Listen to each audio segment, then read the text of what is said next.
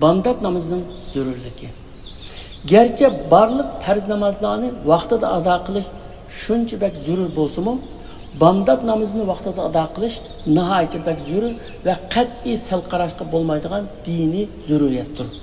Chunki bamdod namozi mu'min odamning iymoni va sadoqatining haqiqiy siniqidir. Ko'p sonliq musulmonlardagi eng ojiz nuqta bamdod namoziga tura olmaslik. Farzandlarda bu ahvol texmo ig'ir bo'lmoqda. Ota-onalarning eng cho'ng sinoqlaridan biri farzandlarini bamdod namoziga uyg'otishda bo'lmoqda. Shunga deymizki, zamonimizdagi haqiqiy qaltis ota-ona farzandlarini namoz bamdodga uyg'ota olgan va ibodatlarni billa ado qila olgan ota-onadir. Haqiqiy g'olib sahardagi tatliq uyqusini yengib ibodatga otlangan kishidir. Dunyodagi eng yomon mag'lubiyatchi eg'ir yotqanning ostida qolgan odamdir. Qisqasi, bamdod namozi kundilik g'alabining darvozasidir.